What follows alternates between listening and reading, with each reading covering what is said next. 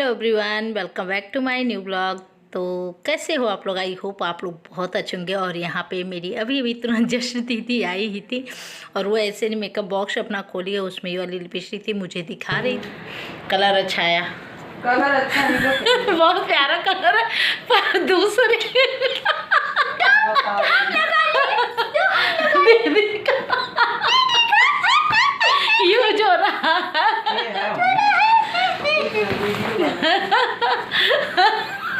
Mummy पूछे कौन है, तो यहाँ हमारी YouTube फैमिली है। क्या हो? हंसी इसलिए मजाक किया है? हाँ मजाक किया। मम्मी अम्मा पूछे कौन है, तो अम्मा को नहीं मालूम है। अच्छा लग रहा है। अपना पेंसिल बॉक्स का मीशो भी बढ़िया, हमको तो फ्लिपकार्ट से ज़्यादा मीशो बढ़िया लगता है। मीशो के सारे प्रोडक्ट हमको ठीक है। अब ट्राई करेंगे, अच्छा लगेगा तो हम भी एक ऑर्डर कर देंगे। अच्छा तो लग रहा है इसे देखने से। तो गाइस गुड मॉर्निंग। यहाँ सुबह हो गया था, सुबह दूसरे दिन का ये ब्लॉग सुबह का था। यहाँ मैं बच्चों के लिए लंच बना रही थी। तो यहाँ पे आटा है, मेरा गेहूं का आटा है, और उधर अजवाइन था, जीरा था।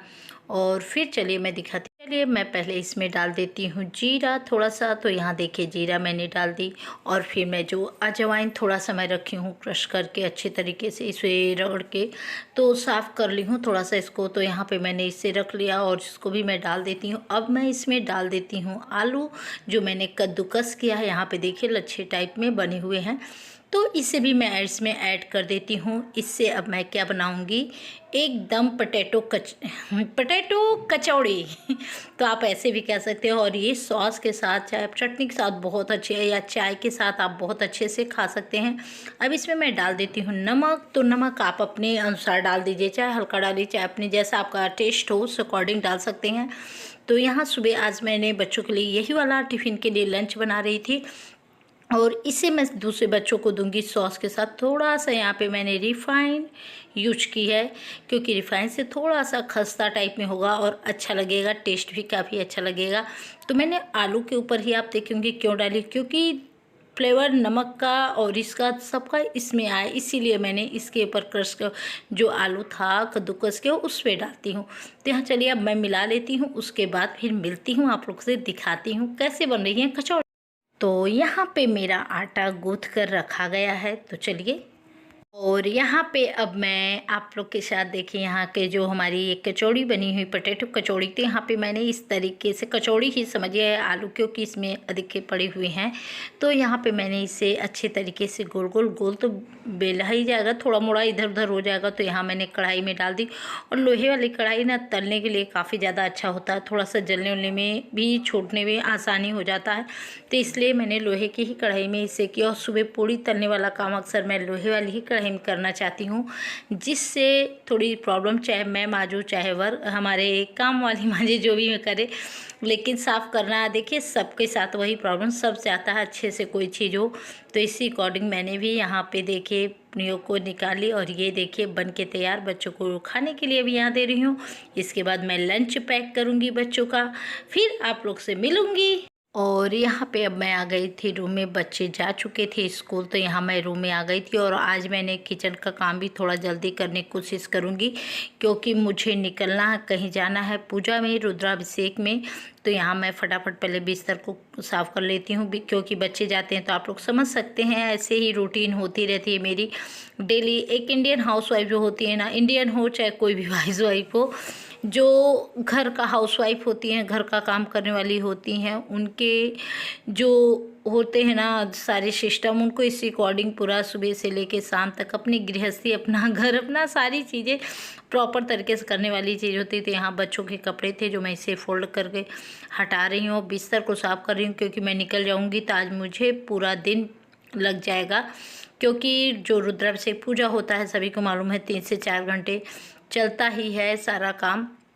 तो 2-2.5 घंटे तो पूजा के मान लीजिए, उसके बाद फिर पंडित जी वगैरह लोग जाते हैं, फिर उसके बाद, और ऐसी जगह नहीं है कि मुझे तुरंत वहाँ से थोड़ी देर रुकी के निकलना है। चलिए अब मैं फटाफट यहाँ से कर लेती हूँ, क्योंकि करने के बाद मुझे किचन भी क्लीन करना है। तो चलिए आज मैं आप लोग के साथ थोड़ी सी किचन क्लीनिंग का लुक भी शेयर करूँगी। तो आई होप वीडियो ज़रूर पसंद आएगा, और पसंद आए तो प्लीज़ आप लोग लाइक शेयर सब्सक्राइब करना बिल्कुल मत भूला करिए। प्लीज़ गाइज, आप लोग का एक सब्सक्राइब एक लाइक एक चेहरे को स्माइल देती है। तो आप सोचिए कितना अच्छा काम करते हैं। जो स्माइल होती है ना, आप लोग की वजह से खुशियाँ बढ़ जाती है, दोगुनी हो जाती है। तो चलिए अब यहाँ पे जितना भी काम है मैं फटाफट करती हूँ, चलती हूँ किचन में। तो आप लोग से किचन में भी मिलूँगी। तो यहाँ आ गई।